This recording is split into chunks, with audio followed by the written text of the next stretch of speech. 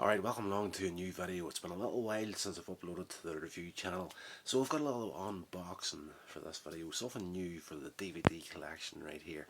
As you can see down here on this shelf, I am pretty much a Trekkie. Really, at the end of the day, I really do like Star Trek, even though we do have Darth Vader up here, and we've got here again, see 3PO's up above him right there.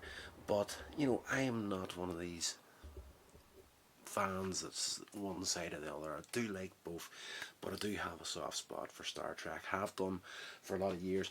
So we've got everything from the movie collection through the original series, the original animated series. If you didn't know about that, there is an animated series from the original series. Next Generation, Deep Space Nine, Voyager, Enterprise, and we've started into the new stuff now. We've got 3 seasons of Discovery right there, and yes, I've started to expand the collection a little bit more. So I got these in the post earlier in the week, and just going to unbox now to see what we've got here. So I'm not sure which is which here, so we'll just get into whatever one comes first. So let me check this out. Yes, we have the 3 seasons of Star Trek Picard all in the one little box set here. If you've not seen this yet and you were a big fan of the original Next Generation, it's good. It's very good. I enjoyed it, at least. Season 1 and 2, Patrick Stewart, to the best of my knowledge, wanted to do something different from what the Next Generation was. He wanted to step away from the same formula, let's just say.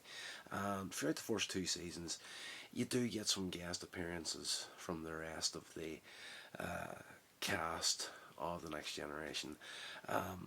Season 1 really delves into the aftermath of what happened at the end of the last movie of the crew of Enterprise D, and deals with the whole Picard data storyline kind of in the first season, along with some other stuff on there. Like, it's not just that, but it's just tying up some of those loose ends that the original series left off, where he'd be at in this stage of life. The final episodes of the Next Generation kind of painted Picard and to the sort of character he'd be at this stage of his life. So picking up then and dealing with that and moving forward. Season 2 deals with a little bit of time travel. We've got Q on there as well, and yeah, it's nicely told. You can see what he wanted to do with the Picard series. Definitely did do it through seasons 1 and 2 with his character, but they did do what we all wanted them to do for season 3 and Star Trek Picard, was they just complete and utter fan service. What you were hoping for whenever Disney bought Star Wars, what you were hoping for Star Wars and the sequel trilogy, let's just say. I'm going to dive into them again at some point as well. What we wanted and didn't get from Star Wars, season 3 of Star Trek Picard delivered in spades. Great job. And I wonder if this box set is, I think I hear something shaking about on there. Hopefully it's not a sketchy broken box set. So that is got now. I can add it to my collection right here. And to the next box set. So we do have, as I said, Star Trek Discovery. That is one of those shows that you're either going to love or you're going to hate. It is what it is. I enjoyed it for the most part, particularly season 2, because you got a look at the Enterprise and Captain Pike, and you got Spock in the second series. So it was only a matter of time before they decided to do this. So in the second, I think this is it's a little bit of damage to the cover, but it is just a sleeve. Yes, it was only a matter of time before we got Captain Pike, Spock, and the Starship Enterprise and its own series.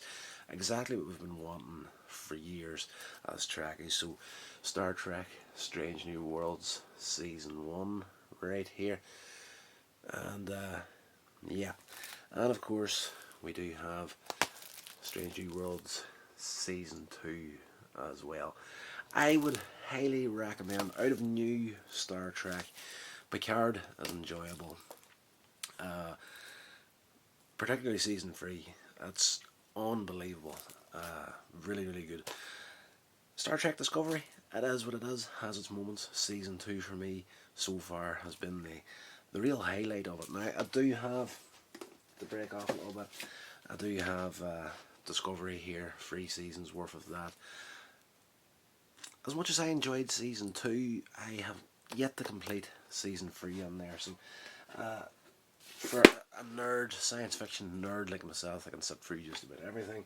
There's bits and pieces of Season 3 of Discovery that just kind of fell out of what I wanted for the show. You know, it's just, if you don't know the show, they did something, you know, I should really do this in another video. What they did with Discovery, set back before everything we know throughout Star Trek and the Next Generation, everything was set up in here. They did something completely different that didn't line up with any of that, so they had to deal with that at a certain point with what the ship Discovery can do, because there's no record of it. So I knew where they were going to go with it, and they did do it at the end of Season 2, but it meant the Discovery was moved to a different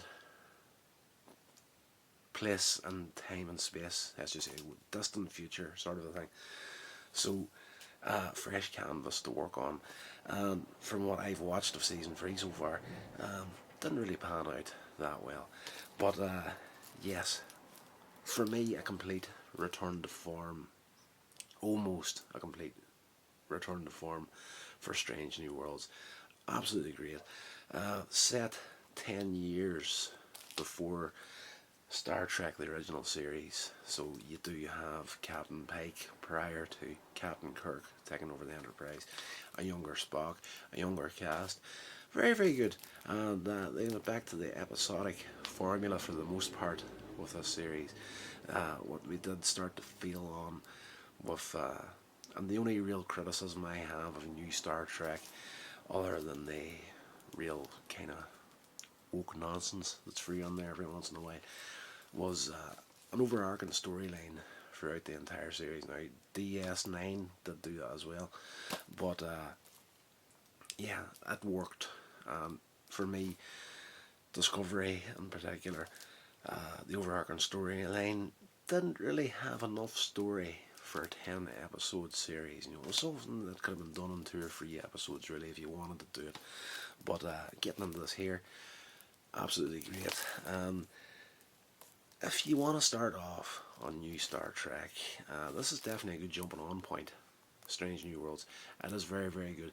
The only thing you'll be lost on if you do go into this here as your first foray into the new Star Trek is, you know, they will refer back to something that's happened in Season 2 of Discovery. But for the most part, it is what it is. We do get a new version of the Enterprise. You can see it up in there. Of course, there's a bigger version of it on the cover of Season 1. But it is a nice blend between an iconic ship like the Starship Enterprise. What are you going to do with it? If you're going to do a prequel story to the original series, are you going to use the original ship for continuity issues? Maybe you would want to do that, but you know, you do want to upgrade it ever so slightly as well. So they did do that, and I can live with it. Like, a lot of people had problems with it, but it is what it is. It's a TV show at the end of the day. It's all made up, make believe. We're all nerds at the end of the day, and they do get a nice design choice between what the original 60s Enterprise looked like and then what the updated Enterprise for the movies, you know, the motion picture, Rapid Cannon, that. You get a nice blend between the two of them. So tasty tasty series right there.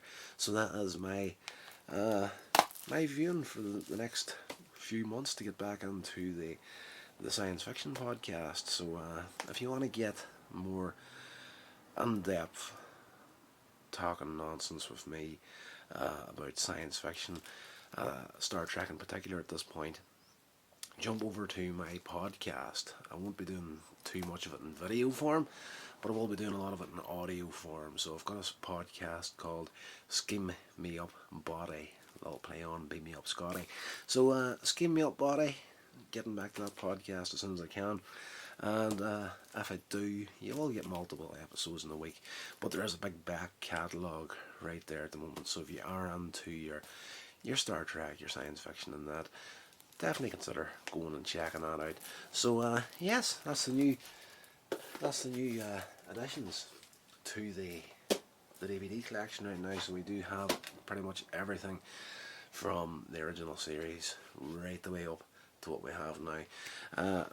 Of course, a few holes as far as new Star Trek is concerned, but I'm a completist. I'm not a huge fan of new Star Trek. I'm going to be brutally honest.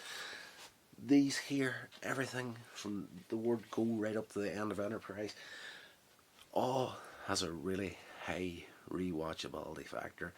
Some of the new stuff, not so much. The only ones I've come across so far that do have that rewatchability factor is all of Strange New Worlds, pretty much, and Picard Season 3 in particular, as a real tasty treat.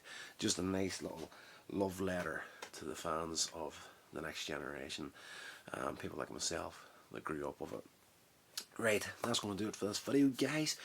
If you're still here at this point, thank you so much, and consider liking, sharing and subscribing, and come back and join me again in the new updated Nerd Corner for the review channel. Been working on this for the past couple of weeks, and yeah, got some old stuff out of storage here, as in the Ghostbusters original Ecto 1 toy. We've got the firehouse and the figures as well. Of course, Mr. Stay Puffed up here, and some Transformers classics down here. Right, be good. I will talk to you on the next video.